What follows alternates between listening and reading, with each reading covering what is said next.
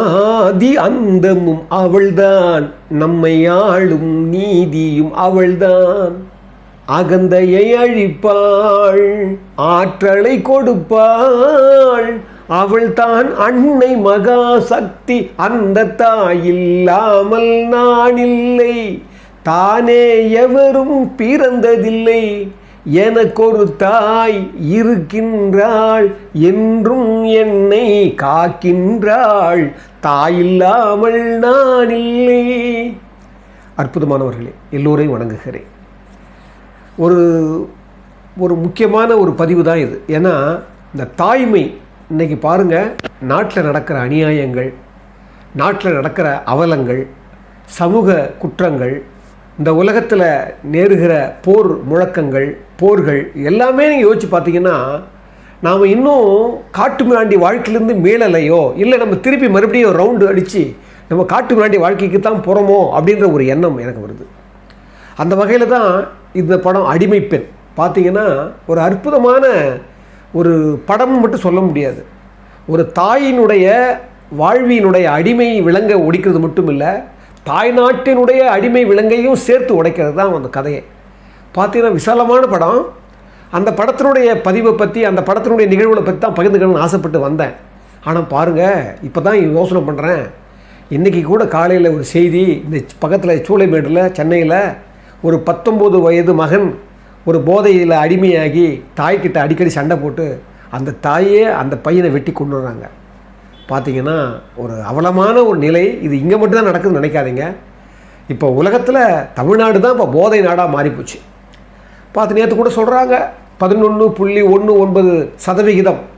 அதாவது இந்த கடந்த 14 ஆண்டுகளிலேயே தமிழ்நாடு தான் முதல் மாநிலமாக திகழ்கிறது. அதாவது வளர்ச்சியில் 11 அதாவது 14 ஆண்டுகளில் சிறப்பான வளர்ச்சியாக பார்த்திங்கன்னா நாறுது. பாருங்கள், சும்மா ஒரு தகவல் சொல்கிறேன் பாருங்கள். வேதனையோடு தான் இதை நான் உங்கள் முன்னால் பதிவிடுறேன். பாருங்கள், ராசிபுரம் கேள்விப்பட்டிருப்பீங்க. ஒரு 3 நாளைக்கு முன்னால் கோவிந்தராஜன் 35 வயசு கடன் தொல்லையால் அவர் என்ன பண்ணுறாரு, 3 பெண் குழந்தை, 6 வயசு 7 வயசு 10 வயசு பெண் குழந்தைங்க, ஒரு 1.5 வயசு ஆண் குழந்தை. ஒரு இரவில் தாயோட அந்த கை குழந்தை மட்டும் தூங்கிட்டு இருக்குது. அப்படியே வெளியே வராரு, கதவை பூட்டுறாரு. அந்த 3 பெண் குழந்தையையும் கழுத்தை அறுத்து கொண்டுட்டு தானும் விஷம் அருந்தி செத்து போகிறார். காரணம் கேட்டால் அவர் என்ன சொல்கிறாங்க, கடன் தொல்லை, அதனால் எங்கள் வாழ்றதுக்கு வழி இல்லைன்னு சொல்லி அதை முடிச்சிட்டாங்க. இந்த பாருங்கள், ஒரு 2 நாளைக்கு முன்னால் திவ்யான்னு ஒரு மருத்துவக் கல்லூரி மாணவி, வயது பார்த்திங்கன்னா ஒரு 26ன்னு நினைக்கிறேன், 2ஆம் வருடம் முதுநிலை மருத்துவத்தில் அது 2ஆம் ஆண்டு படிக்குது. இங்கே கீழ்ப்பாக்கம் மருத்துவக் கல்லூரியில் சத்திரம்னு ஒரு இடம், பிஎஸ் சத்திரமோ பிடி சத்திரமோ இங்கே பக்கத்தில் திருவள்ளூர் பக்கத்தில், அங்கே தான் ரூம் எடுத்து தங்கியிருக்குது. பார்த்திங்கன்னா சொந்த ஊர் திருவள்ளூர். அப்பா ஒரு வக்கீல், ஏற்கனவே இளநிலை மருத்துவத்தில் கோல்டு மெடலிஸ்ட் அந்த பொண்ணு. பாருங்கள், அது என்ன பிரச்சனை, குடும்ப பிரச்சனையா காதல் பிரச்சனையான்னு தெரியல. அது தூக்க மாட்டிக்கிட்டு இத்தனை வருஷம் அது வாழ்ந்து கடினப்பட்டு முயற்சி பண்ண அந்த வாழ்க்கையை அதை அழிச்சிக்கிச்சு. நீங்கள் அப்படியே பார்த்தீங்கன்னா உங்களுக்கு தெரியும். இப்போ சமீபத்தில் ஒரு 3 நாளைக்கு முன்னால் உடுமலையில் ஒரு மணிகண்டன் ஒரு மோசமான ஒரு ஒரு ஒரு ஒரு ஒரு ஒரு ஒரு ஒரு மனிதன், ஒரு சின்ன வயசு உள்ளவன், மூர்த்தின்னு ஒரு அப்பன், இன்னொருத்தர் ஒரு 3 பேர், 2 பிள்ளைங்க, ஒரு அப்பன். அவங்க பாருங்கள், திண்டுக்கலை சேர்ந்தவங்க. அவங்க உடுமலையில் ஒரு எம்எல்ஏவுடைய தோட்டத்தில் வேலை செய்கிறவங்க, ஏற்கனவே குற்றவாளிங்க. அவங்களுக்குள்ளவே தகராறு நடக்குது. நடந்த உடனே அந்த மூர்த்திங்கிற தந்தை என்ன பண்ணுறான், என் பிள்ளைங்க அடிக்கிறான்னு சொல்லி அந்த 100க்கு ஃபோன் பண்ணுறான். அங்கேருந்து தகவல் போது சப் இன்ஸ்பெக்டர், சிறப்பு சப் இன்ஸ்பெக்டர் சண்முகவேலு, அவரு கூட இன்னொருத்தர் அழகராஜன் ஒருத்தர், இந்த 2 பேரும் உடுமலை மேலே உள்ளே போகிறாங்க. உள்ளே போய் விசாரிக்கிறாங்க. விசாரிக்கிற போது அவங்களுக்குள்ள பிரச்சனை ஏற்படுது. இப்போ தந்தையும் அந்த 2 பசங்களும் சேர்ந்துக்கின்னு இந்த போலீஸ்காரங்களே அடிக்கிறாங்க. அதில் கத்தி அந்த அருவாளை எடுத்து அந்த சண்முகவேலை தலையை துண்டாவே வெட்டிட்டான். மறுநாளே அவனை தேடி பிடிச்சி அவனை என்கவுண்டர் க்ளோஸ் பண்ணிட்டாங்க. பாருங்கள், இது ஒரு காட்டு மிராண்டியினுடைய தன்மையை விட மோசமாக இருக்குது. அதாவது ஒரு போலீஸுன்னா பயப்படுற காலம் போய் ஒரு போலீஸையே ஒரு கண்டந்துண்டமாக வெட்டுறது, ஒரு இந்த மாதிரிலாம் கேள்விப்படும்போது என்ன தோணுதுன்னா, நம்ம நாடு நம்ம 11.19 வளர்ச்சி பெற்று என்ன பெறல்னா என்ன, ஒரு போதை கலாச்சாரம், எங்கே பார்த்தாலும் திருட்டு, எங்கே பார்த்தாலும் கொலை. இதோ பாருங்கள், கடலூர் பக்கத்தில் திட்டக்குடி பக்கத்தில் ஒரு கிராமம். அந்த கிராமத்தில் பாவம் செல்லம்னு ஒரு 55 வயது பெண் அந்த அம்மா, 2 மகன்கள் இருக்கிறாங்க, வெளிநாட்டில் வேலை செய்கிறாங்க, தன்னுடைய கணவன் வேலை செய்கிறாங்க. அந்த அம்மா அந்த கிராமத்தை விட்டு வெளிப்பகுதி வந்திருக்கிறாங்க. அந்த அம்மாவை அடித்து கொண்டுட்டு அந்த அம்மாவுடைய காதை அறுத்து, காது எடுக்க முடியல, காதை மூக்கை அறுத்து எல்லாத்தையும் எடுத்துக்கிட்டு ஒரு 10 சவரன் நகையை கையாடல் செஞ்சு திருட்டு எடுத்து போயிட்டாங்க. பார்த்தீங்கன்னா எங்கேயும் இதுதான் நடக்குது. கொலை செய்கிறது சாதாரணமாகிடுது. இதோ இங்கே பாருங்கள், எம்ஜிஆர் நகரில் ஒரு திமுக பிரபுடைய பேரன் அவன் பாருங்கள், அவன் என்ன பண்ணுறான், அவன் தன்னுடைய ஃப்ரெண்டுங்களை சேர்ந்துங்கன்னு நிதின் தேசாய் ஏதோ பேர், அவன் பேர், அந்த பையன் காலேஜில் படிக்கிறான். ஏதோ காதல் விவகாரம்னு சொல்லி இந்த 2 பேர் இந்த பசங்களை அந்த பேரன் இருக்காம பாருங்க, அந்த காலேஜ் அந்த அந்த அந்த பையனை வந்து காரியத்தை கொண்டுட்டு இப்போ அவன் உள்ளே இருக்கிறான்.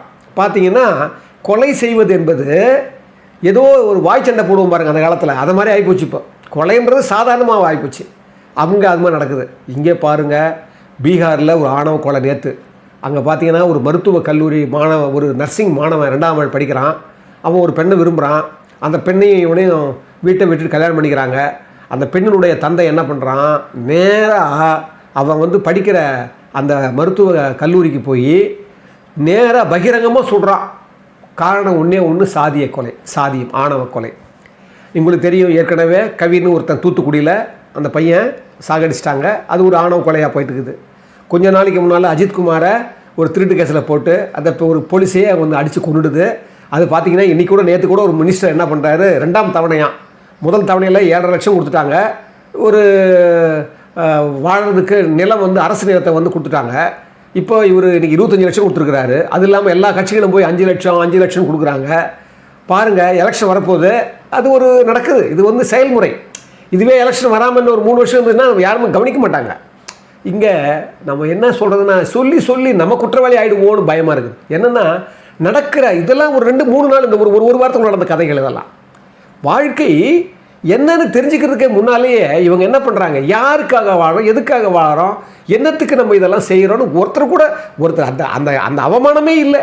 இங்கே ஆடுறவங்களுக்கும் அவமானம் இல்லை, மற்றவங்கள சும்மா குற்றம் சொல்கிறாங்களே தவிர ஏன் இது நடக்குது, என்ன இயல்பான நிலையை மாற்றம் கொண்டு வரணும், ஏன் இந்த வாழ்வில் சிந்தனைகளை மாற்றணுன்ற எண்ணம் யாருக்குமே இல்லை.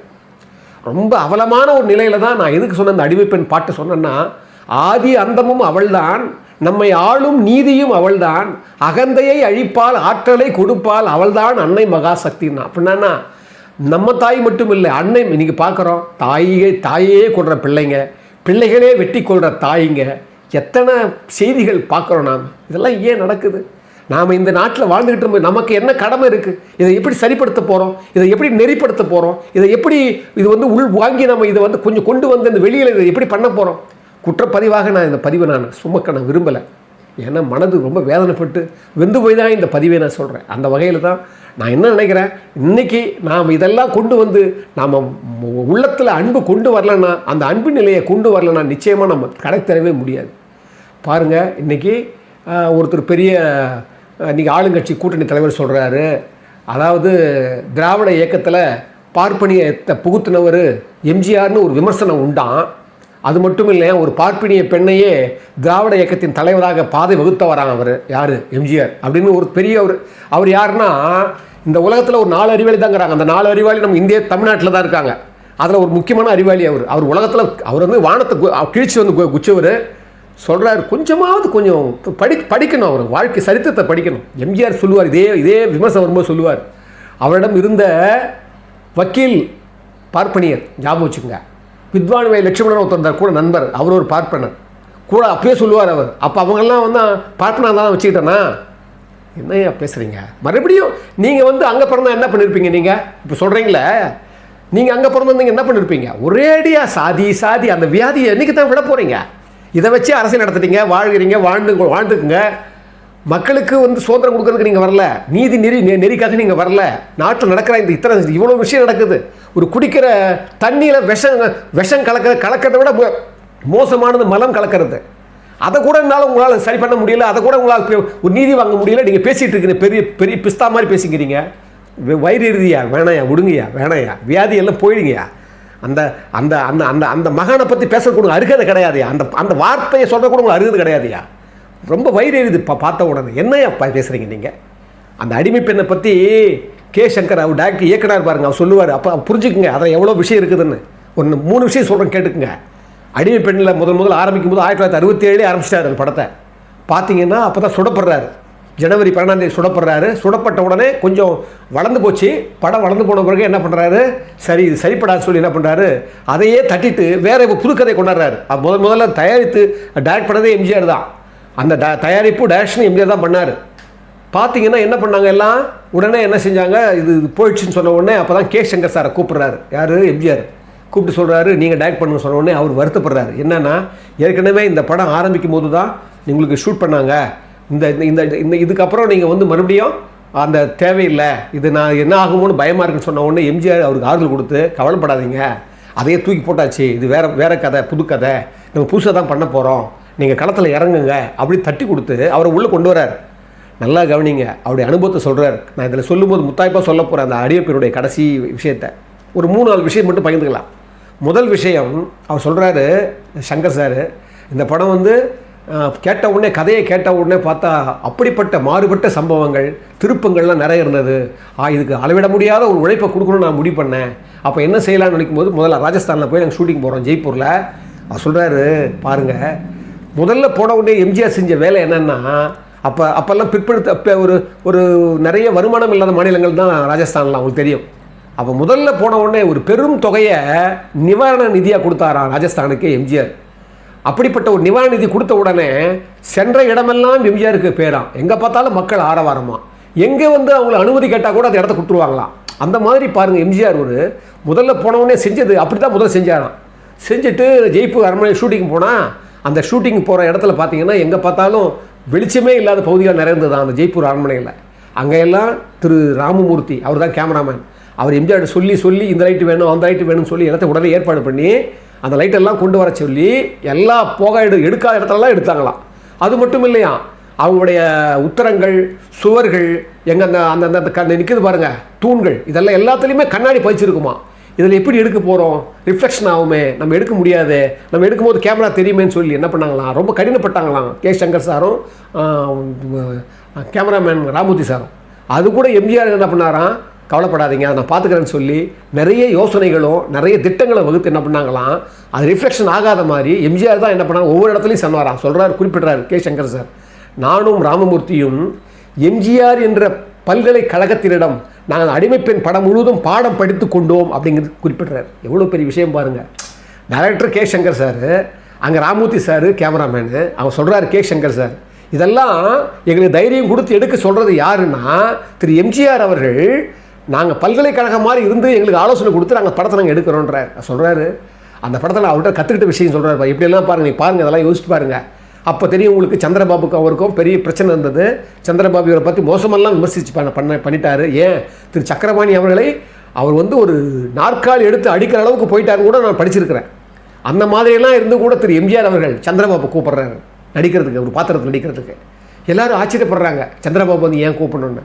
அப்படி இல்லை, திறமையான ஆளை என்றைக்கு விடக்கூடாதுன்னு சொல்லி அவர் என்ன பண்ணுறாரு, பெரிய பெரிய தொகை கொடுத்தாராம் எம்ஜிஆர் சந்திரபாபுக்கு, பெரிய சம்பளம் கொடுத்தாராம்.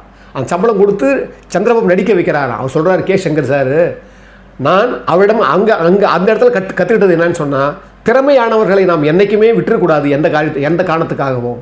அவளை அந்த திறமைசாலிகளை பக்கத்தில் வைத்துக்கொண்டு அவளை உபயோகப்படுத்துவதில் ஒரு நம்ம வந்து முக்கியமானவளை திகழணுன்றத அந்த பண்பு நான் கற்றுக்கிட்டேன்றார். பாருங்க 2. 3வது சொல்கிறாரு, பார்த்தீங்கன்னா ஜெய்ப்பூரில் நான் ஒரு நாள் கேட்டேன், ஒரு 1000 ஒட்டகங்கள் தேவைன்னு நான் கேட்டேன். எம்ஜிஆர் கேட்குறாரு. அவர் சொல்கிறாரு, என்ன சங்கர் 1000 ஒட்டகமா, என்ன நினைக்கிறீங்க, ஒரு ஃப்ரேமில் வருமா அது 1000 ஒட்டகங்கள்னாராம். நீங்கள் கொடுங்க நான் காட்டுறேன் அப்படின்னு சொன்ன உடனே எம்ஜிஆர் ஏற்பாடு பண்ணுறாராம். 1000 ஒட்டகங்கள் இருக்கிற அந்த பகுதியை அந்த தார்பாலைவனத்தில் கொண்டு வந்துட்டாராம் எம்ஜிஆர். பண்ணால் பாருங்கள், அங்கே தான் விற்கிறாரு சங்கர் சார் சொல்கிறாரு, அந்த 1000 ஒட்டகங்களுக்கு வந்து பார்த்திங்கன்னா தண்ணி, அந்த ஒட்டக ஓட்டிகளும் அந்த ஒட்டகங்களுக்கு மட்டுமே தண்ணிக்கு மட்டுமே அந்த காலத்துலேயே 4 லாரி தண்ணி வேணுமா, தண்ணி மட்டுமே, உணவு மட்டுமே இல்லாமல், ஆகாரம் இல்லாமல். அதே மாதிரி கொடுக்குற போது ஒரு நாள் தண்ணி இல்லையா, தண்ணி வரலையா, தண்ணி பத்தலை, தண்ணி வரலன்னு சொன்ன உடனே என்ன பண்ணிட்டாங்களாம், எல்லாரும் உடனே கத்துறாங்களாம், தண்ணி இல்லைன்னு சொன்ன உடனே எம்ஜிஆர் ரொம்ப வருத்தப்பட்டு ரொம்ப வேதனைப்பட்டாராம் எம்ஜிஆர். ஐயோ தண்ணி இல்லைன்னு. உடனே என்ன செஞ்சாராம், அவர் சொல்கிறாரு கே சங்கர் சார், இதை கேள்விப்பட்டு வருத்தப்பட்ட எம்ஜிஆர் அவர்கள் தன்னுடைய கொடைக்கரம் நீண்டது, அதை குடைக்கிற நீண்டச்சான் சொன்ன ஒன்று பாருங்க, கொஞ்சம் நேரத்தில் கொஞ்சம் மணி துளிகளில் லாரியாக வருதான். என்ன தெரியுமா வந்ததான்? கோகோ காலா நீங்கள் பார்த்தீங்கன்னா லாரியாக வருதான். வந்து என்ன பண்ணுறாங்க, எடுத்து கொடுக்குறாங்களாம். யார்? அந்த ஒட்டக ஓட்டிகளுக்கும் அந்த ஒட்டகங்களுக்கும் கொக்கோ கோலாவை குடிக்கிறாங்களாம். பாருங்கள், சொல்கிறாரு. இதை நீங்கள் நம்பினால் நம்புங்கன்னு குறிப்பிடுறாரு கே சங்கர் சார். இது நம்ப முடியுமா உங்களால்? நீங்கள் நம்பினா நம்புங்க, நம்ப காட்டாமல் போங்க. ஆனால் இதுதான் நடந்தது, இதுதான் உண்மை, இதுதான் எம்ஜிஆர். எப்படிப்பட்ட மகத்துவம் பாருங்கள். சொல்கிறாராம் எம்ஜிஆர், நான் வந்து இந்த கொக்கோ கோலா கொடுக்குறது கூட நான் வருத்தப்படல, அது வந்து பூரிப்படையலை. ஆனால் அதில் அந்த ஒட்டக ஓட்டியிருக்காங்க பாருங்கள். அந்த ஒட்டக ஓட்டியில் முக்கால் பேர் என்ன பண்ணாலும் அது வரைக்கும் கொக்கோ கோலாவே பார்த்தது கிடையாதான். அவங்கெல்லாம் கொக்கோ கோலா குடிக்கிறாங்களாம். எம்ஜிஆர் பூரிப்படைகிறாராம். அதை சொல்கிறாரு கே சங்கர் சார். அதாவது நான் சொல்லுவேன் அடிக்கடி, ஒரு திரைப்படம் கதையாலேயோ திரைக்கதையாலேயோ வசனத்தாலேயோ இல்லை டைரக்ஷனாலேயோ இல்லை மற்ற எந்த நுட்பத்தாலேயோ ஓடாது. அங்கே ஒரு தர்மம் இருக்கணும், ஒரு கருணை இருக்கணும். அந்த கருணை வள்ளல் தான் எம்ஜிஆர். அவர் சொல்கிறாரு, கடைசியில் சிங்கத்தினுடைய அந்த ஃபைட் எடுக்கிற போது கூட பாருங்கள், அந்த ஃபைட் எடுக்கும்போது நான் சத்யா ஸ்டுடியோவில் வந்து வளர்த்தாங்களாம். அந்த சிங்கத்தை ரொம்ப கடினப்பட்டு வளர்த்தாராம். அந்த வளர்க்குற போது ஒரு வாரம் எடுத்தாங்களாம் அந்த ஷூட்டிங். அந்த ஒரு வாரம் எடுக்கிற போது கூட என்ன பண்ணிட்டாங்களாம், அந்த கர்ஜிக்குமா அந்த சிங்கம் கர்ஜித்த கூட என்ன பண்ணிட்டாங்களாம், இந்த வன பாதுகாப்பு சங்கம் இருக்குது பாருங்க, ப்ளூ கிராஸ், அவங்களுக்கு செய்தி போயிடுச்சான், இந்த மாதிரி ஒரு சிங்கத்தை வந்து இவங்க இது பண்ணுறாங்க, கொடுமைப்படுத்துகிறாங்கன்னு. அவங்களே வந்துட்டாங்களாம், இப்போ நிறுத்தணும் இந்த சிங்கத்தை, நீங்கள் வந்து நீங்கள் இருக்கக்கூடாதுங்க அளவுக்கெல்லாம் வந்துட்டாங்களாம். ஆனால் வந்து பார்த்துட்டு நேர்த்தியாக வளர்க்குறாங்க, ரொம்ப பாசமாக வளர்க்குறாங்கன்னு சொல்லி அவங்க கூட தடை பண்ணாமல் போயிட்டாங்களாம். சொல்கிறார் கே சங்கர் சார். ஒரு வாரம் அந்த ஷூட்டிங் எடுத்தோம், அது அற்புதமாக வி ராமமூர்த்தி பதிவு பண்ணார். என்னுடைய எண்ணத்தையும் திரு எம்ஜிஆர் எண்ணத்தையும் அதிகமாக ரொம்ப அற்புதமாக பதிவு பண்ணி கொடுத்தவர் வி ராமமூர்த்தி. அது மட்டும் இல்லை, அடிமைப்பெண்ணில் அடுக்கடுக்கான பாடங்களை நாங்கள் கற்றுக்கிட்டோம். பாருங்கள், ஒரு ஒட்டகத்துக்கு தண்ணீர் இல்லைன்னா ஒன்று கொக்கோ கோலா கொடுக்குற மனசு வந்ததே லாரியாக ஞாபகம் வச்சுக்கங்க. எத்தனை பேருக்கு வரும், எத்தனை பேருக்கு கொடுக்க முடியும்? இதைத்தான் நான் சொல்கிறேன் இறக்க உணர்ச்சின்னு சொல்லி, ஒரு தாய்மை உணர்ச்சின்னு சொல்கிறேன். ஒரு தாய்மை உணர்ச்சி இருந்தால் தான் இந்த மாதிரி எண்ணங்கள் வரும். இந்த மாதிரி எண்ணங்கள் மட்டும் இல்லை, இந்த இறக்க சிந்தனை எழும்னு சொல்லி விவேகானந்தர் சொல்லுவார். விவேகானந்தர் ரொம்ப அற்புதமான வார்த்தை சொல்லுவார். அறிவில்லாத அன்பா இல்லை அன்பில்லாத அறிவான்னு கேட்டால் நான் அறிவில்லாத அன்பை தான் தேர்ந்தெடுப்பேன்னு சொல்லுவார். அந்த மாதிரி அன்பின் வழி வந்தால் தான் இதெல்லாம் நேர்த்தி ஆகும், இதெல்லாம் சரிப்படும், இதெல்லாம் நம்ம இந்த சமூகம் வந்து மேம்படும்னு சொல்லி இவ்வளோ நேரம் பொறுமையாக இருந்தவங்க எல்லோரையும் வணங்குவதில் நான் பெருமகிழ்ச்சி கொள்கிறேன். அன்புள்ள மிக்கவர்களே, எல்லோரையும் வணங்குகிறேன். இந்த அற்புதமான தமிழ் தீயை வந்து ஆதரிக்கிறவங்க, பேசுகிறவங்க, பிளெஸ்ஸிங் கொடுக்குறவங்க நிறைய பேர். சில பேர் அவங்களால முடிந்த அந்த அன்பை பொருளுதவியாக தராங்க. அவங்களெல்லாம் நான் மீண்டும் வணங்குகிறேன். அவங்களுக்கெல்லாம் நான் எப்பவும் நன்றியுடையனாக இருப்பேன். என்னென்னா, இப்போ அவங்கள மாதிரி சின்ன உதவி செய்கிறதால தான் எனக்கு தமிழ் தீயை கொண்டு வர முடியுது, இல்லைன்னா என்னால் கொண்டு வர முடியாது. அந்த வகையில் அவங்களெல்லாம் நான் நன்றி தெரிவிக்கிறேன். அதே காலத்தில் இன்னும் கூட இதை பார்க்குறவங்க, உங்களால் முடிந்த நிலை இருந்ததுன்னா, உங்களுக்கு அந்த இதயம் இருந்ததுன்னா, கொடுக்குன்ற எண்ணத்தை இறைவன் உங்களுக்கு விதைச்சான்னா நிச்சயமாக எங்களுக்கு கொடுங்க. நாங்கள் டெவலப் பண்ணணும்னு நான் நினைக்கிறோம் தமிழ் தீயை. அதுக்கு கொஞ்சம் ஒரு வகை இல்லாமல் தான் நம்ம அப்படியே அட்ஜஸ்ட் பண்ணி போயிட்டுருக்கிறோம். உங்களால் முடிந்ததுன்னா அந்த அன்பை செலுத்துங்க. அந்த அன்பை நான் உங்களுடைய பாதங்களில் பணிந்து ஏற்றுக்கொள்வோன்னு சொல்லி ரொம்ப அற்புதமான இந்த நேரத்தில் உங்கள் எல்லாருக்காகவுமே நான் வந்து இறைமையை பிரார்த்திக்கிறேன்.